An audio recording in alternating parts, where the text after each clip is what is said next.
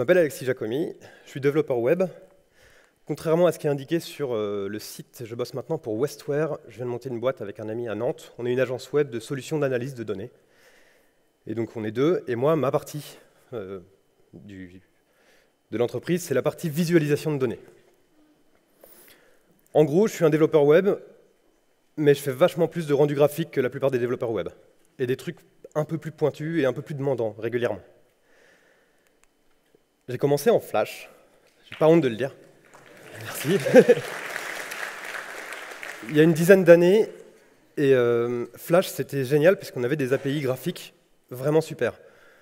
On pouvait très précisément faire des choses vectorielles, des choses bitmap, on pouvait interagir entre les deux. Si on avait un DOM qui était trop lourd, on pouvait tout mettre dans une image. C'est pas très SEO, accessibilité, mais on s'en foutait, on était en Flash. Et comme ça, on pouvait resurcharger le DOM. Bref, on pouvait faire vraiment des choses incroyables. Mais il n'y avait rien d'autre en fait en Flash à peu près. C'est-à-dire que c'était une communauté de développeurs qui s'était formée à partir de designers. Et on n'avait pas la logique pour faire des bonnes bibliothèques logicielles comme on peut voir aujourd'hui. Et malgré tout ce qu'on dit sur la JavaScript fatigue depuis des années, on a quand même des outils de qualité et développés par des gens compétents. Bon, justement, après, je suis tombé dans les standards du web. Enfin, toutes ces technos sont devenues utilisables par tout le monde au quotidien. Là, on est encore à une époque où la plupart des bibliothèques logicielles JavaScript qui font du bruit, c'est des trucs comme jQuery, je parle de ce que j'utilisais à l'époque, jQuery et Raphael.js, qui sont deux libres qu'on utilisait non pas pour leur API, non pas pour ce qu'elles permettaient de faire, mais juste parce qu'elles marchaient pareil dans tous les navigateurs. C'était quand même une autre époque. On n'a plus ces problèmes aujourd'hui. Et moi, en tant que développeur de visualisation de données, j'avais un problème très simple. C'est qu'en tant que développeur, je voulais créer des composants auxquels je donne de la donnée, tout simplement, et eux vont la réafficher. Mais pour l'utilisateur, j'ai besoin à tout prix d'avoir des rendus incrémentaux et des transitions. Rendu incrémental, qu'est-ce que ça veut dire? Ça veut dire que je ne veux pas que quand je donne de la donnée, il vire tout du DOM et il rajoute tout. En gros, en tant que développeur, j'aurais voulu utiliser quelque chose comme Handlebars, où je décris mes interfaces, c'est très bien, ou même du HTML simple, ou quoi que ce soit. Mais quand je change la donnée, je veux que ça change le DOM. Exemple tout simple, pour illustrer mon propos. Ça, c'est un graphique que j'aime pas en tant que développeur de visualisation de données. Je préfère celui-ci, juste parce que mon utilisateur va pouvoir voir que une de ces colonnes dans ces données va, si on change le filtre, si on change les conditions de visualisation, descendre ou monter ou évoluer en tout cas. Et ça, c'est quelque chose de primordial pour la visualisation de données. Alors, c'est pas un hasard que c'était un des trucs que résolvait D3.js quand il est sorti, avec entre autres son pattern Enter Update Leave. Quand on écrivait du code avec D3.js, d'un côté, on avait ce qu'on appelait le data binding, ce qui permet de, quand je change mes données, ça rafraîchit ma vue, et d'un autre côté, je pouvais décrire avec trois fonctions, Enter, Update et Leave, le comportement d'entrée, de mise à jour et de sortie d'un élément graphique dans le DOM. Problème, c'est que, excusez-moi, ce sera mieux comme ça. Moi, je veux des choses descriptives comme à gauche, je veux juste pas écrire du code, j'aimerais écrire du HTML ou du SVG. D3, ça ressemble à ce qu'il y a à droite. Ça, plus le fait qu'à l'époque, quand D3 vient de sortir, c'est un gros monolithe qui impacte des tonnes et des tonnes et des tonnes d'algorithmes spécifiques pour des cas d'usage très particuliers, et j'aime pas me trimballer un méga de JavaScript pour afficher des camemberts. Et enfin arrive React. Et React, pour moi, ça a été absolument révolutionnaire, parce que le Virtual DOM permet un rendu incrémental sans effort. Ça veut dire que du jour au lendemain, je pouvais en fait écrire mes applications dans du JSX. Mes graphiques, je les décrivais très simplement dans un truc qui ressemblait à du HTML. J'avais juste besoin de bien se préciser mes ID, de coder de manière idiomatique avec React, mais ça paraît assez naturel. Et quand je changeais la donnée, React, lui, grâce au Virtual DOM, garantit le fait que si une donnée elle est mise à jour et qu'elle n'est pas supprimée ni qu'elle apparaît, dans le DOM, ça va se répercuter de la même manière. Donc je rajoute des transitions CSS et j'ai gagné.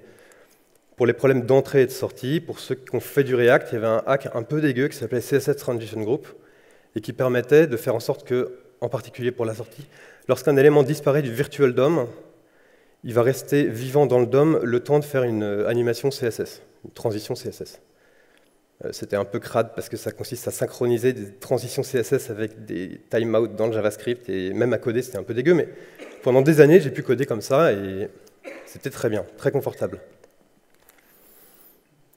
Mais donc, quand je parle de tout ça, on doit être en, je sais pas, 2013-2014, et après, l'idée, c'est quand même qu'on se mette tous à utiliser React et faire des grandes applications avec. Et arrive un moment où je commence à en avoir un peu marre de React. La première raison, c'est que, je ne sais pas si vous avez écouté Hubert Sabinière hier matin, il décrivait que les gens peuvent s'attacher à des frameworks et ne veulent pas les quitter parce que sinon il faut réécrire tout le code. L'avantage avec React, c'est qu'on n'avait pas besoin de faire ça puisqu'ils ont changé leur API 2 fois. Donc ça, quand on maintient des applications sur plusieurs années, c'est quand même un peu lourd de voir apparaître des warnings genre « Ah, tu codes mal avec React en fait, ah, tu me disais pas ça il y a 2 jours. » Bon. Mais il y a un type qui décrit beaucoup mieux que moi le problème du Virtual DOM en particulier aujourd'hui en 2019. Ce type s'appelle Rich Harris. Et il dit les choses, je vais vraiment le paraphraser parce que je suis d'accord avec lui, et je vais utiliser mot pour mot ce qu'il a dit. Le Virtual DOM n'est pas performant. Peut-être qu'il est assez performant pour vous, mais objectivement, il n'est pas performant. Et ce n'est pas moi qui vous le dis, c'est les développeurs de React. Pourquoi? Parce qu'ils vous donnent plein de petits trucs qui vous permettent de le rendre performant. En gros, quand vous avez des énormes arbres React, vous devez savoir comment fonctionne React à l'intérieur et utiliser des trucs bizarres genre should component update, pure component, use memo, use callback ou concurrent mode, pour en citer certains. Excusez-moi.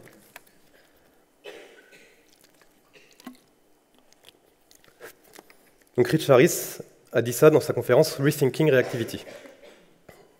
Parlons de Rich Harris. Rich Harris est développeur dans l'équipe New York Times Graphics.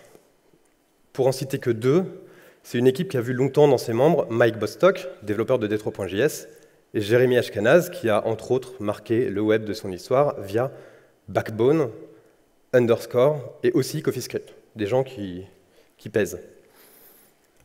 J'adore cette équipe, puisque je fais de la visualisation de données, mais je la fais en mode B2B. Moi, si j'arrive pas à avoir les perfs que je veux dans le bon navigateur, je dis à mon client de mettre à jour Chrome. C'est assez facile dans ma vie à moi, la visualisation de données.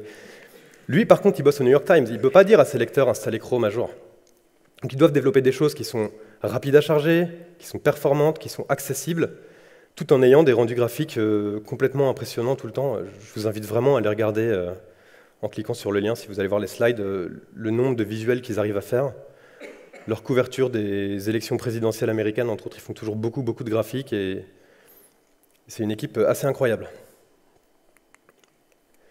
Rich Harris a aussi développé Rollup, qui est ce qu'il définit comme un Next Generation ES Module Bundler. Moi, pour être tout à fait sincère, ça fait 1 an et demi que je fais du ClojureScript avec un tooling bien particulier, bien encapsulé, donc j'ai un peu raté tout ça. Pour la présentation, je me suis renseigné un tout petit peu, mais ce n'est pas mon cœur de métier.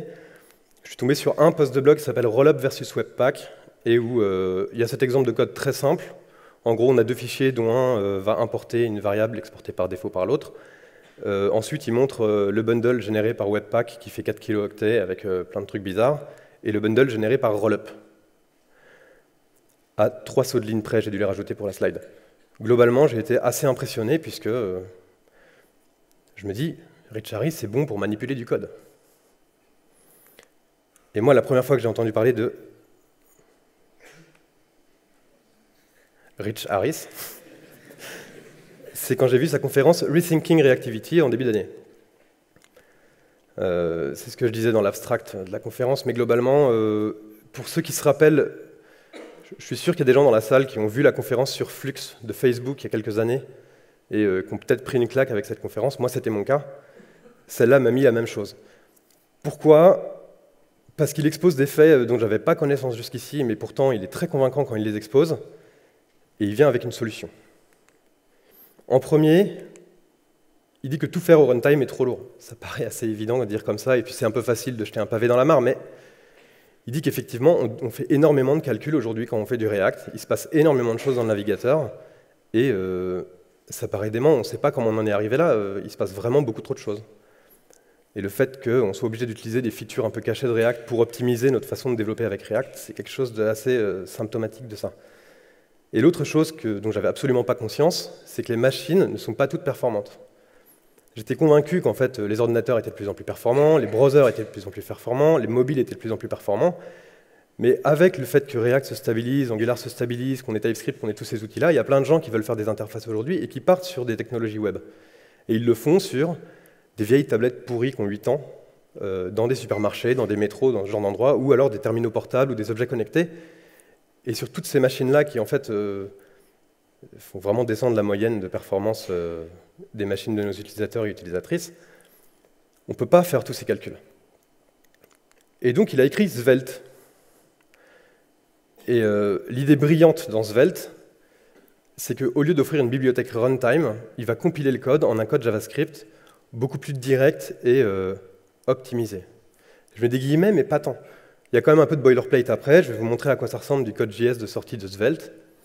Il y a quelques trucs qu'on se dit peut-être c'est pas nécessaire, mais néanmoins, à la fin, il n'y a pas de virtual DOM et il y a écrit directement dans le code qu'on va charger dans le navigateur des micro-updates du DOM, ce que je trouve complètement génial. Il y a un post de blog qui a été écrit récemment, merci Thomas, qui s'appelle Svelte Crash Course, où c'est un développeur, je vais prononcer son Twitter parce que je n'arriverai pas à prononcer son nom sans l'écorcher, HEXRCS. Globalement, c'est un cours en 10 minutes pour apprendre Svelte, c'est très bien écrit et il a des très bonnes images.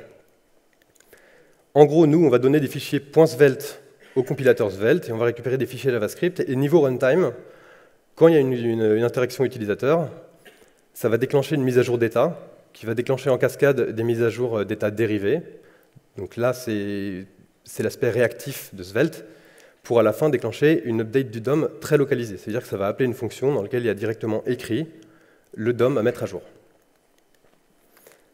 Bon, je vais vous montrer un peu à quoi ça ressemble de coder avec Svelte. Et pour ça, je vais utiliser la Svelte REPL, pratique, codé par Rich Harris avec Svelte, méta. Et si vous voulez voir un gros projet codé avec Svelte, un peu costaud, avec des fonctionnalités un peu poussées, vous pouvez aller voir le code de la Svelte REPL. Alors, la REPL, elle ressemble à ça. Je peux écrire à gauche du code pour Svelte. Hello DevFest. Ouh. Et à droite, j'ai le résultat, le JS généré par Svelte et la CSS générée par Svelte. Ça tombe bien. Pour cet exemple très simple, il n'y a pas grand-chose à dire. Globalement, ce qu'on va beaucoup regarder, ça va être le C qui est ici, c'est le constructeur. Le M, c'est la fonction qui mount. Le P, pour l'instant, il n'y en a pas, puisqu'on n'a pas de state, on n'a rien, donc c'est quelque chose de complètement statique. Je présume que ça veut dire patch.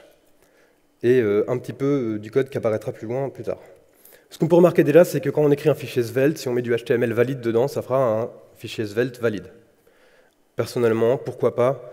J'avais trouvé ça un peu dégueu quand il est apparu JSX de devoir écrire du HTML dans mon JS, mais écrire du JS dans du HTML, bah, en fait, on le fait depuis 20 ans. Donc pourquoi pas?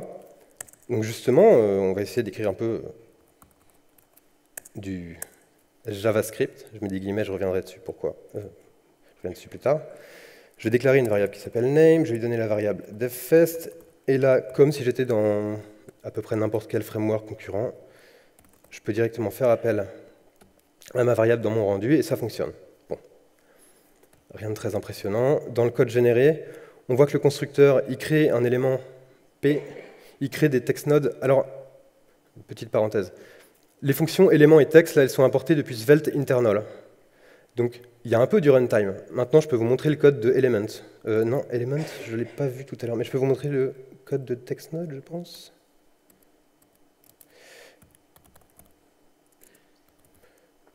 Ok, fonction élément, voilà. Bah, ça crée un élément. Donc, c'est runtime, mais léger, hein, quand même. Donc, il crée des éléments DOM. Ensuite, au moment du montage, il va les ajouter dans le DOM. Très bien. Rien d'autre. Au niveau de la valeur, il donne la valeur de name et on voit qu'un peu plus loin dans le code, il y a exactement le code que j'ai écrit.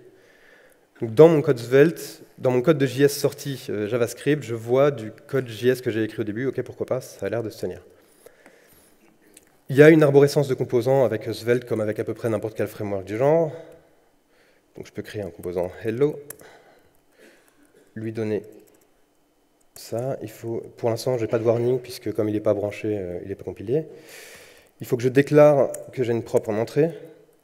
Donc export let name, et puis je vais donner une valeur par défaut, conférence. Très bien. Maintenant, je peux importer, comme on ferait en JavaScript classique, mon composant. Très bien. Et je peux l'instancier directement dans ma vue. Ça marche. Et je peux lui filer des propriétés. Très bien. Bon. Ok, rien de révolutionnaire jusque-là. Petite pause au passage. Svelte, pour une lib qui s'appelle Svelte, a beaucoup trop de sucre. Donc à peu près n'importe où il y a des répétitions, on peut la virer et ça marche toujours. C'est impressionnant à quel point le langage est expressif, on peut vraiment écrire très peu de code pour faire des choses assez grandes. Jusqu'ici tout va bien. Maintenant dans le composant Svelte, on a des mises à jour, puisqu'en fait le rendu dépend des propriétés d'entrée. Donc le composant généré doit gérer le fait qu'il puisse avoir des mises à jour. Donc à quoi ça ressemble dans le code? On le crée toujours pareil. On voit que maintenant c'est plus name, mais c'est context.name. Context, c'est tout ce qui va être déclaré dans mon script, en fait. C'est toutes les variables locales ici. Context, c'est le scope du script, globalement. Globalement. Très mauvais choix de mots, pardon. Simplement. Au moment du montage, il ne se passe rien de différencié. Par contre, maintenant, on a une fonction patch. La fonction patch, quand elle va être appelée, elle va recevoir d'abord un dictionnaire des... C'est juste les clés, c'est les clés du contexte, et les valeurs, ça va être 1 ou true, je ne sais pas trop. Globalement, c'est qu'est-ce qui a changé dans le contexte, et la valeur actuelle du state. Et là, on voit que lorsque la fonction patch va être appelée, il va faire un si le nom a changé, alors j'appelle la fonction setData sur le text node T1 en lui filant la valeur ctxname. SetData, ça va juste mettre à jour la data du text node. La data d'un text node, c'est ce qu'il affiche. Et il rajoute un petit test avant pour être sûr de ne pas mettre à jour un text node avec sa même valeur. Donc dans le code qui va être exécuté dans le navigateur, concrètement, si à un moment, pour une raison X ou Y, je rappelle mon composant avec des nouvelles props, il va y avoir quelques appels de fonctions qui ne font pas grand-chose avec des if, et à la fin, il va directement aller muter le DOM, très localement, là où il faut. Ça, c'est assez impressionnant. Maintenant, la conférence de Rich Harris s'appelle Rethinking Reactivity et pas Rethinking React. Du coup, on va parler un peu réactivité. Je crée un input. Comme valeur, je vais lui donner name. Je vais écouter l'événement input et je vais lui filer une fonction. Très bien.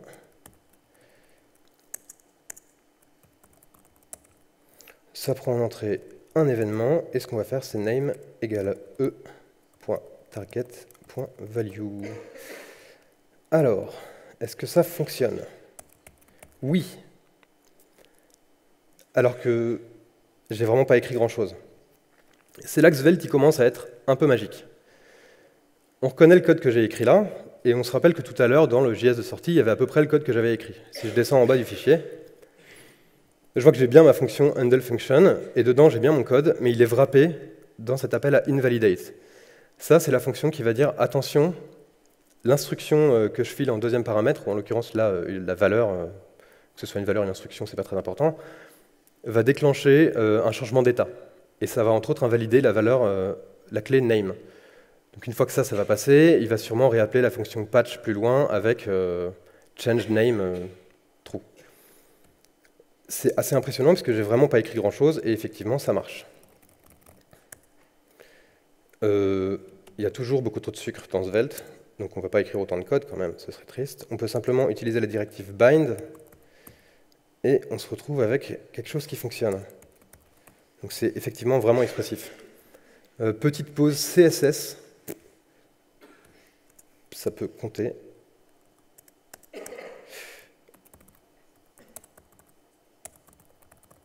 Ok, je peux mettre ici une balise style. Oups, ça s'est mal passé. On va dire que dans ce composant, les balises P, elles sont coloriées en bleu. Enfin, elles sont de couleur bleue. Et on va dire que dans l'autre composant, les balises P, elles sont soulignées.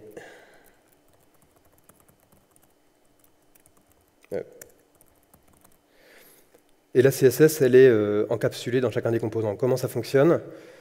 Je ne vous ai pas montré avant, mais avant, il n'y avait pas de classe sur la balise P. Maintenant, à la balise P, on lui rajoute une classe Svelte au YM86. Une classe générée automatiquement, et on a ça en sortie. Ça n'a rien de révolutionnaire, tout le monde le fait. Voilà. Pareil dans l'autre, mais c'est bon à savoir. On va continuer un peu sur les aspects réactifs. On va virer ça. Let upper name égale name point to uppercase. Parce qu'on ne vient pas ici pour dire bonjour bonjour DevFest, on vient pour dire bonjour DevFest, alors cap, majuscule. Alors, name égale upper name. Ok, ça fonctionne, super. Bon, ça marche plus. Parce que Svelte, des fois il est réactif, et des fois il n'est pas réactif. Donc des fois il faut lui dire qu'il faut être réactif. Et là on commence à écrire des trucs qui sont bizarres, et c'est là qu'on comprend qu'on fait du JavaScript. Donc je vais remplacer ce let par un $2, et ça va fonctionner. Ok. Est-ce qu'il y en a ici qui ont déjà vu ce genre de syntaxe dans du JavaScript? Est-ce que quelqu'un connaît les labels de blocs de code? C'est une vieille syntaxe qui est là depuis très longtemps. Si vous avez des boucles for imbriquées en JavaScript et que vous écrivez continue dans un if, par exemple, quelque part, je crois que par défaut, ça va faire un continue sur la première boucle for rencontrée en remontant l'arbre. Mais vous pouvez vouloir déclencher un continue sur le deuxième. C'est des problématiques qu'on a pu vraiment tous les jours, mais ça existait, et il y a une solution pour ça.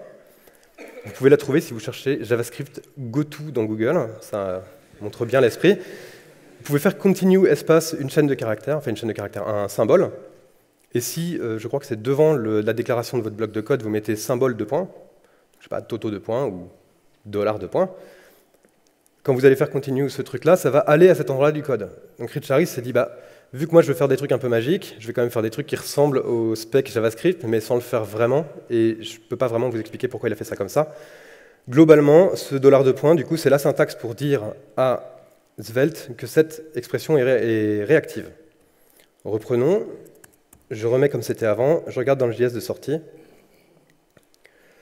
On arrive ici, tac, tac, tac, voilà, on voit let upper name égale name.toUppercase. Le upper name est dans le contexte. Lorsqu'on crée les composants, effectivement, on va bien prendre la valeur de upper name, quelque part. Hello, tac. Je ne le vois pas. C'est pas très important au pire, mais je pensais que ça allait être dans le coin.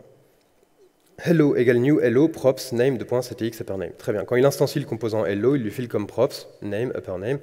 C'est normal. Et il n'y a rien de réactif. Il n'y a aucune mise à jour de l'état upper name. Donc il n'y a aucune raison qu'il se mette à jour.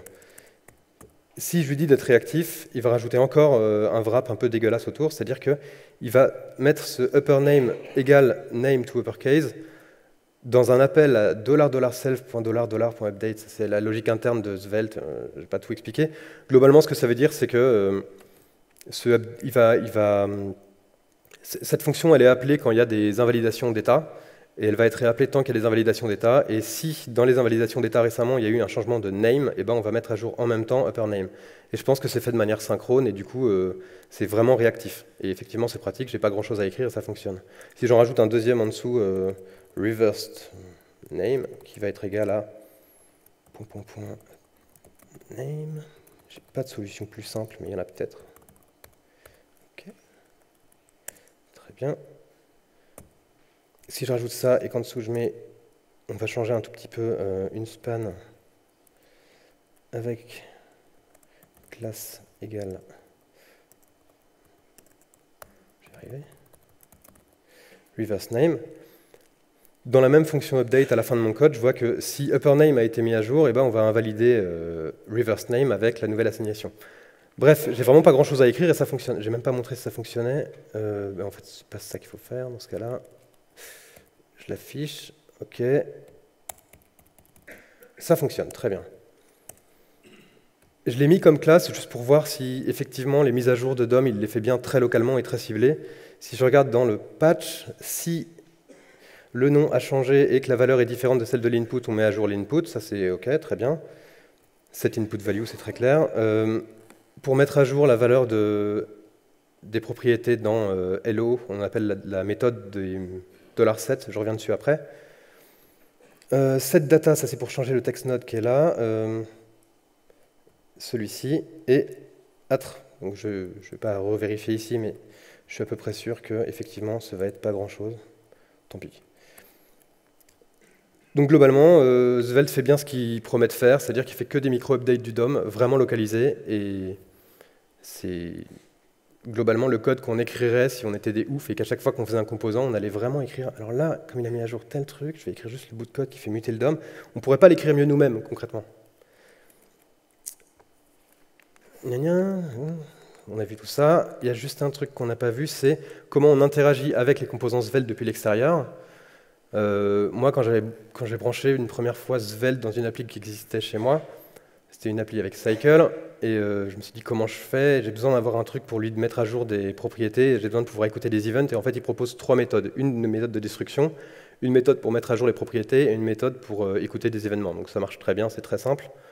Il n'y a pas grand chose à en dire, ça marche et c'est très simple. Donc, les performances. Donc, on a vu qu'on a très peu de dépendances runtime, des toutes petites fonctions qui sont là, juste, je ne sais pas exactement pourquoi. On a moins de JavaScript à parser, vu qu'on a moins de dépendances, et du coup, on a un meilleur time to interactive. Sur papier, ça m'a l'air assez crédible. En plus, vu qu'on n'a pas de virtual DOM et que les updates, elles sont écrites directement dans JavaScript, on va avoir des mises à jour plus régulières et plus rapides. Donc ça, c'est bien. Moi, pour tester, pour voir si ce que je disais, c'était pas n'importe quoi, j'ai cherché une application qui pourrait être codée avec différents frameworks, et je suis tombé sur un truc qui s'appelle Real World Example Apps. Et c'est, pour moi qui n'avais pas fait ce genre de truc depuis des années, une sorte de super méga to-do MVC, et qui fait beaucoup plus, avec du rendu serveur et tout ça. J'ai ouvert un nouvel onglet navigation privée dans mon ordinateur, j'ai ouvert la page et j'ai lancé l'audit Lighthouse. Donc c'est dans les Chrome DevTools, vous allez dans l'onglet Audit, et là vous avez... il va faire un audit sur l'initialisation, les bonnes pratiques, la performance. Il va vous sortir plein de petits trucs, genre là, vous auriez pu splitter les fichiers. C'est assez génial comme outil. Et voilà. Je l'ai lancé que sur Angular, React et Svelte, assez naïvement. J'aurais pu en faire plus, j'aurais pu en faire moins, difficilement. C'est pas un choix politique. Hein. React Redux, c'est jaune. Voilà. Angular, c'est jaune. Et Svelte, c'est vert. Waouh! On va rentrer un peu plus dans le détail sur des trucs plus précis. Le time to interactive, c'est la métrique que chez mon ancien employeur, on utilisait énormément. C'est celle qui est importante, c'est celle entre le moment où l'utilisateur charge sa page et celle où il peut effectivement cliquer sur les boutons. Ça veut dire le moment où, je pense que ça se calcule à partir du moment où la thread principale JavaScript est au repos. Vous pourrez me reprendre si ce n'est pas vrai. Time to interactive avec l'implémentation React Redux, c'est 6 secondes 1. Time to interactive avec Angular, c'est 7 secondes 1. Time to interactive avec Svelte, c'est 2 secondes 6. Il y a quand même un énorme gain, plus de x2. Et ça, pour moi, ça pèse. Après, je ne connais pas les gens qui ont fait les implémentations. Je ne serais pas surpris que Rich Harris ait fait l'implémentation lui-même parce qu'il a codé énormément de trucs qui utilisent Svelte. J'ai trouvé plus de code de Rich Harris avec Svelte que de code sans Rich Harris avec Svelte. Donc, je ne sais pas qui a codé, ça se trouve, c'est des étudiants de première année qui sont plein de bonne volonté, mais qui ne connaissent pas vraiment comment ça marche à l'intérieur de Angular et de React, je ne sais pas du tout. Donc, crédibilité mitigée. Après, il y a quand même un point sur l'accessibilité. On voit qu'il y a 55 chez React Redux, 63 chez Angular, 93 chez Svelte. Un truc dont je n'ai pas parlé dans la syntaxe, c'est que Rich Harris, voulant faire bien, c'est aussi pour ces raisons-là qu'il a mis du JavaScript dans du HTML, c'est qu'il veut vraiment que son langage soit avant tout un langage du web et puisse marcher sans JavaScript. Et dans la même logique, vu que c'est un langage du web, ça doit être un langage accessible. Donc si vous créez une balise image, pour n'en citer qu'un exemple, sans attribut alt, vous allez prendre des warnings de Svelte. Et en plus de ça, vu qu'il code bien en accessibilité, si c'est lui qui a fait l'implème... Bon.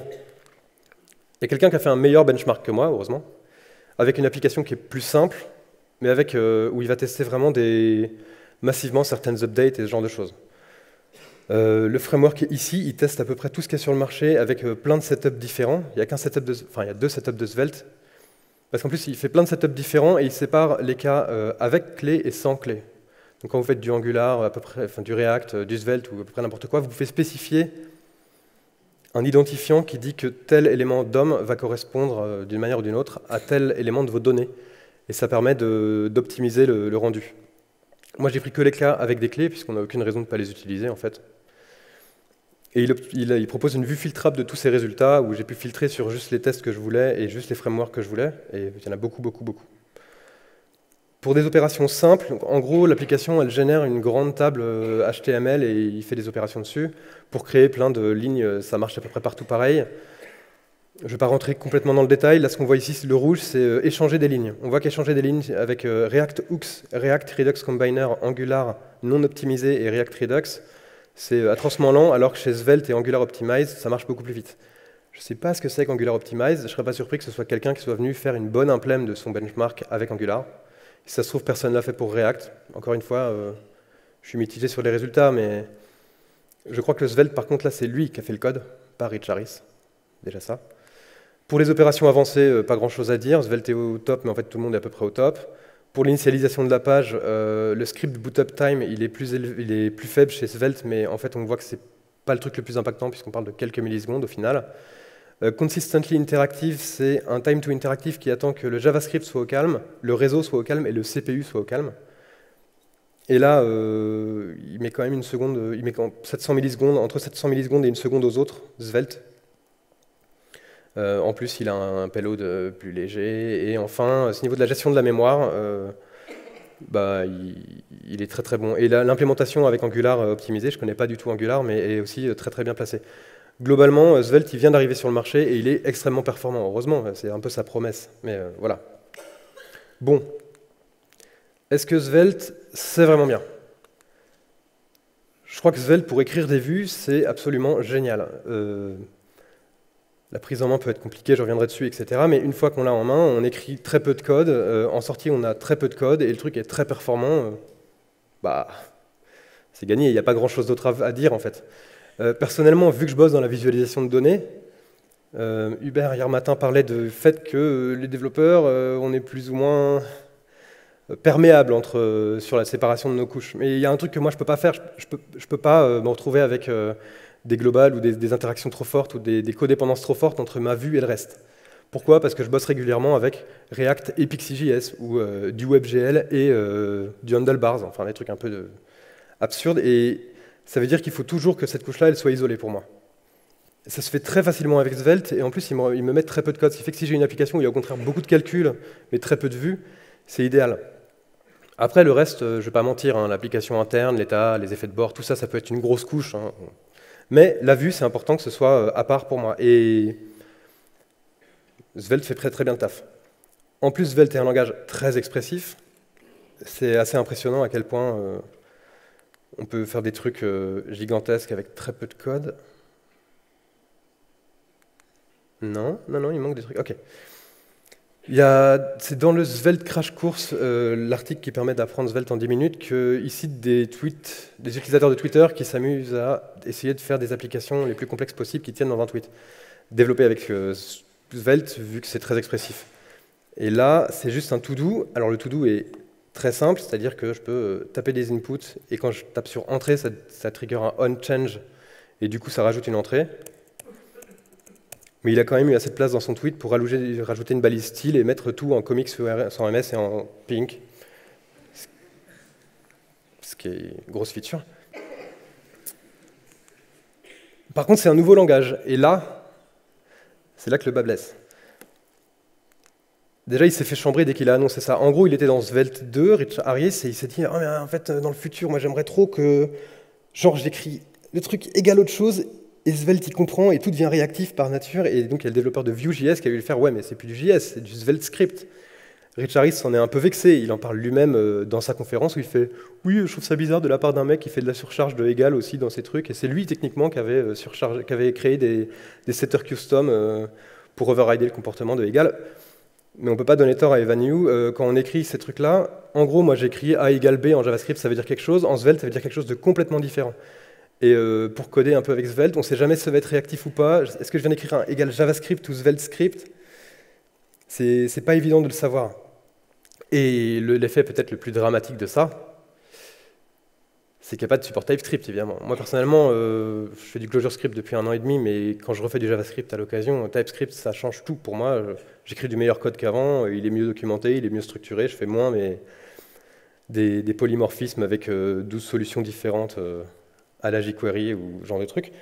J'aimerais bien pouvoir mettre du TypeScript dedans, mais je ne peux pas. Parce que soit il faut que, pour ne citer qu'un exemple, les gens de TypeScript acceptent que le $, ils le transmettent dans le JavaScript de sortie pour qu'on puisse faire proprement du Svelte avec du TypeScript, soit il faut tout simplement que Rich Harris réimplémente TypeScript dans Svelte. Bref, c'est un ticket qui est ouvert depuis 1 an, 2 mois et 14 jours, et qui n'est pas prêt d'être fermé, et ça c'est un problème. Et là je parle que de TypeScript, mais ClojureScript c'est pareil.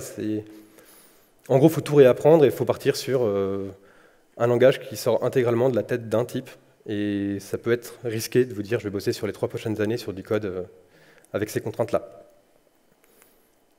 Mon expérience perso avec Svelte, c'est handlebars on steroid. Ça fait beaucoup de bruit pour pas grand-chose de faire une conf entièrement pour dire qu'on vient de réinventer handlebars, mais concrètement, on écrit des vues très simples, on a une sortie très simple, c'est facile à utiliser, sauf qu'en plus, c'est performant. Et c'est le problème de handlebars, c'est que ça n'a jamais été utilisable pour moi à cause de mon fameux problème de rendus incrémentaux.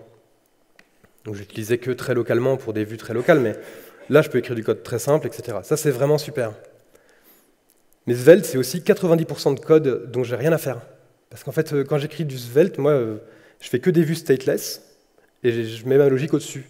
Parce qu'il n'optimise pas vraiment la logique. Écrire du code réactif, en vrai, si ça rajoute quelques appels de fonction, c'est pas ça qu'optimise vraiment le code des sorties de Svelte. Ce que Svelte fait, qui est génial, c'est juste les micro-updates du DOM. Et autour, il a rajouté plein d'idées géniales et plein de trucs et tout ça, mais tout ce que je veux, moi, c'est ces micro-updates du DOM. En plus, le fait d'avoir 90% de code que j'utilise jamais, ça fait que quand j'ai un tout petit problème sur mon truc à moi local, il faut que je me tape les docs, mais les docs, elles sont immenses et gigantesques parce qu'elles comprennent la doc donc, du runtime, de l'outil de compilation, de l'API, du langage. Et dès qu'il y a un problème avec Svelte, ça me prend toujours plein de temps à le résoudre et c'est assez frustrant. Pour conclure, Svelte est un excellent outil, mais il fait trop de choses. Ça, c'est mon constat clair et net. Ça ne concerne que moi, mais je suis assez formel. Par contre, il y aura un avant et un après. Il y a vraiment de la place pour une solution plus simple que Svelte, mais il faut à tout prix qu'on passe par la compilation dans les frameworks web pour réussir à arrêter de faire ces milliards de calculs avec du virtual DOM dans des tablettes mobiles, dans des métros, ça n'a aucun sens. Merci beaucoup.